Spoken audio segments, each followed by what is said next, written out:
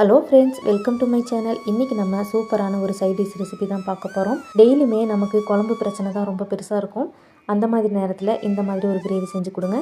இந்த கிரேவி செய்கிறதுக்கு நமக்கு உருளைக்கிழங்கு இருந்தால் மட்டும் போதும். வேறு எந்த காய்கறிகளும் இது கூட சேர்க்க தேவையில்லை. இந்த கிரேவியை சப்பாத்தி, நான், பரோட்டா, புலாவ், சாதம் இது எல்லாத்துக்கூடையுமே நம்ம வச்சு சாப்பிடலாம்.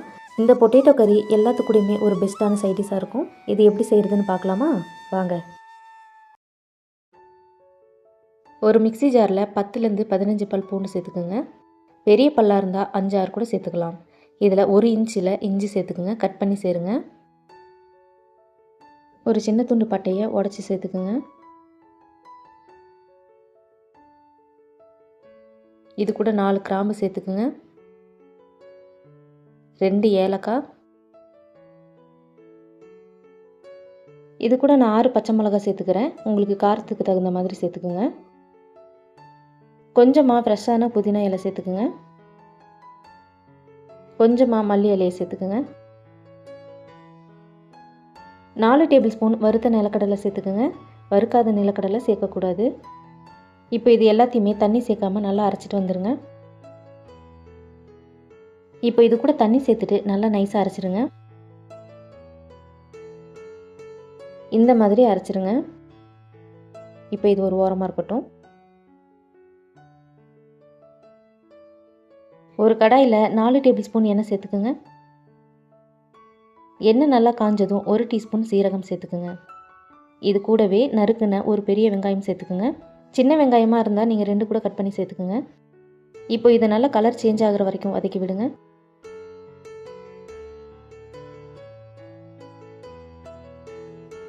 கலர் சேஞ்ச் ஆனதுக்கப்புறமா 1/4 டீஸ்பூன் மஞ்சள் சேர்த்துட்டு நல்லா வதக்கி விடுங்க.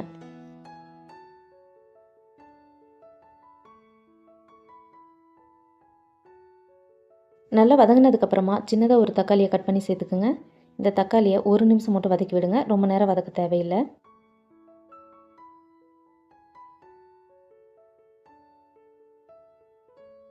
தக்காளி வதங்கினதுக்கப்புறமா நம்ம அரைச்சி வச்சுருக்கிற மசாலாவை இதோடு சேர்த்துருங்க.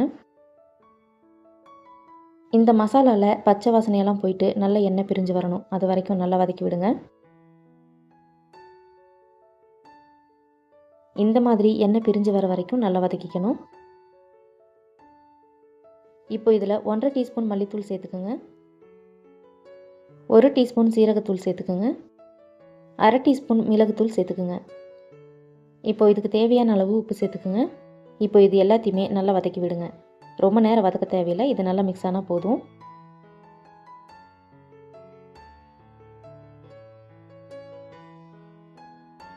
கால் கிலோ உருளைக்கிழங்கு எடுத்துக்கோங்க. அதை தோல் சீவிட்டு கட் பண்ணி தண்ணியில் நல்லா கழுவிட்டு ஒரு குக்கரில் சேர்த்திருங்க. உருளைக்கிழங்கு வேகிற அளவுக்கு தண்ணி சேர்த்துட்டு அதில் கொஞ்சமாக உப்பு சேர்த்து ஒரு விசில் வச்சு வேக வச்சுக்கோங்க. அந்த வேக வச்ச தண்ணியோடையே அந்த உருளைக்கிழங்கு இதில் சேர்த்துருங்க. இப்போ இதை நல்லா கலந்து விடுங்க. இப்போ இந்த கிரேவிக்கு தேவையான அளவு தண்ணி சேர்த்துக்குங்க. நம்ம மசாலா அரைச்சோம்ல, அந்த மிக்ஸி ஜார்லேயே கொஞ்சமாக தண்ணி சேர்த்துட்டு அதை நல்லா மிக்ஸ் பண்ணிவிட்டு இதில் சேர்த்துருங்க. இதில் நம்ம தண்ணி ரொம்ப அதிகமாக சேர்க்கக்கூடாது. ஏன்னா இது நமக்கு கிரேவி மாதிரி தான் இருக்கணும். இப்போ இதை நல்லா மிக்ஸ் பண்ணி விடுங்க. இப்போ இதில் உப்பு காரம் செக் பண்ணிக்கோங்க. தேவைப்பட்ட இந்த டைமில் சேர்த்துக்குங்க. இப்போ இதை மூடி போட்டுட்டு மீடியம் ஃப்ளேமில் வச்சுருங்க. இதிலேருந்து எண்ணெய் நல்லா பிரிஞ்சு வரணும். அது வரைக்கும் நல்லா கொதிக்கட்டும். இந்த மாதிரி எண்ணெய் நல்லா பிரிஞ்சு வரணும். இதை நல்லா மிக்ஸ் பண்ணி விடுங்க.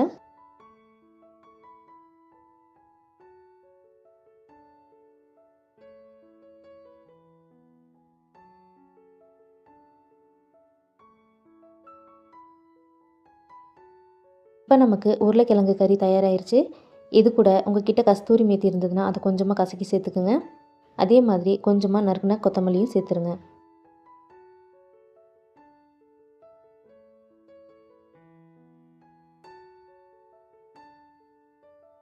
இப்போ இதை நல்லா கலந்து விட்டுட்டு அடுப்பு ஆஃப் பண்ணிடுங்க.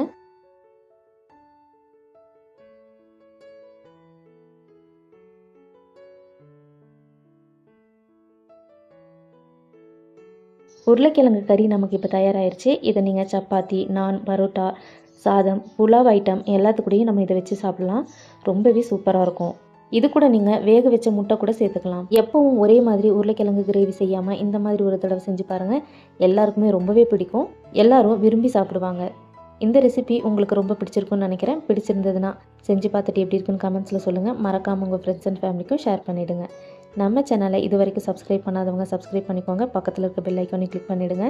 இந்த ரெசிபியில் வர ஒவ்வொரு பொருளோட அளவையும் நான் டிஸ்கிரிப்ஷனில் கொடுக்குறேன். மறக்காமல் செக் பண்ணி பாருங்கள். இவ்வளவு நேரம் நம்ம வீடியோவை பார்த்ததுக்கு ரொம்ப நன்றி. இன்னொரு இன்ட்ரெஸ்டிங்கான சூப்பரான ரெசிபியோட வர வரைக்கும் பாய்.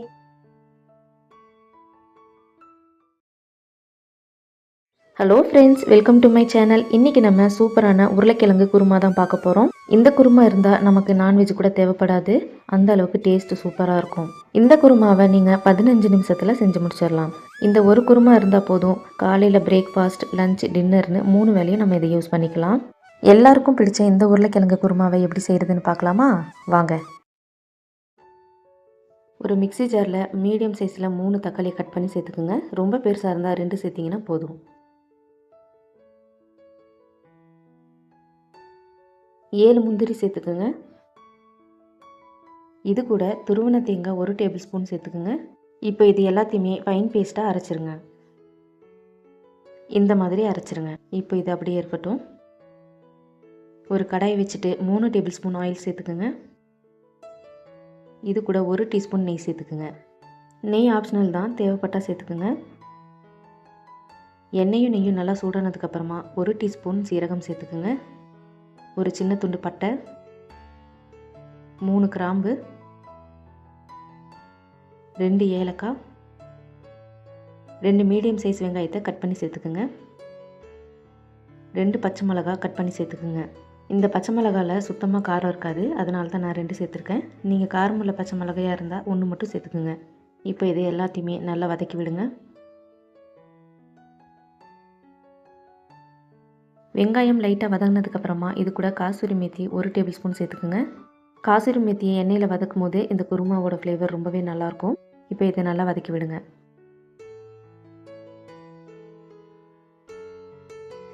இஞ்சி பூண்டு பேஸ்ட் 1 டீஸ்பூன் சேர்த்துக்குங்க. 1 நிமிஷம் இதை நல்லா வதக்கி விடுங்க.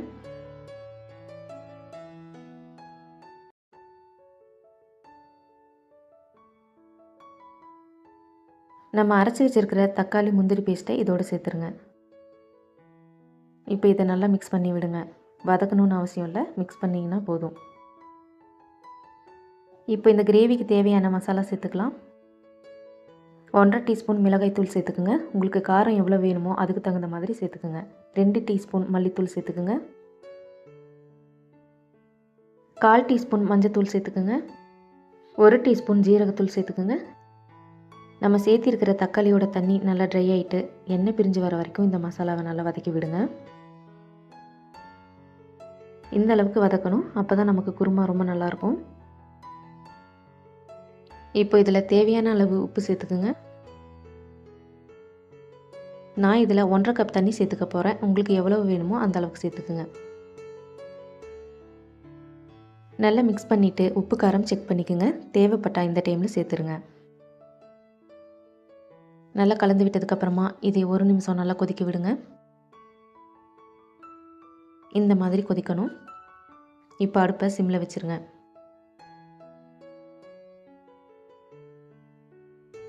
மீடியம் சைஸில் 7 உருளைக்கிழங்கு வேக வச்சுக்கோங்க. வேக வச்சதுக்கப்புறமா அதில் இருக்கிற தோலெல்லாம் நீக்கிட்டு ஒரு கிழங்கை 4 கட் பண்ணி இந்த கிரேவியில் சேர்த்துருங்க. இப்போ இதை நல்லா மிக்ஸ் பண்ணி விடுங்க. நல்லா மிக்ஸ் பண்ணினதுக்கப்புறமா மூடி போட்டு மீடியம் ஃப்ளேமில் எண்ணெய் பிரிஞ்சு வர வரைக்கும் அப்படியே வச்சுருங்க. இந்த மாதிரி எண்ணெய் நல்லா மேலே வந்ததுக்கப்புறமா கொஞ்சமாக கொத்தமல்லி இலையை கட் பண்ணி சேர்த்துக்குங்க. இது கூடவே 1 டேபிள் ஸ்பூன் காசூரி மேத்தி சேர்த்துக்குங்க.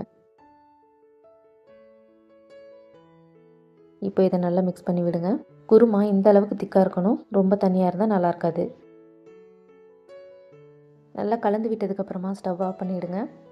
இப்போ நமக்கு உருளைக்கிழங்கு குருமா ரெடி ஆயிடுச்சு.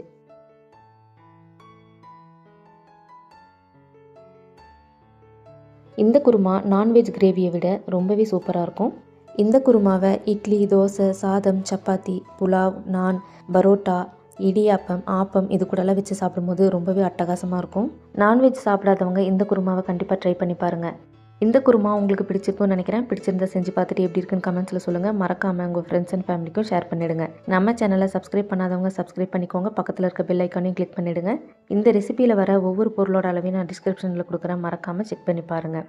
இவ்வளவு நேரம் நம்ம வீடியோவை பார்த்ததுக்கு ரொம்ப நன்றி. இன்னொரு சூப்பரான இன்ட்ரெஸ்டிங்கான ரெசிபியோடு வர வரைக்கும் பாய்.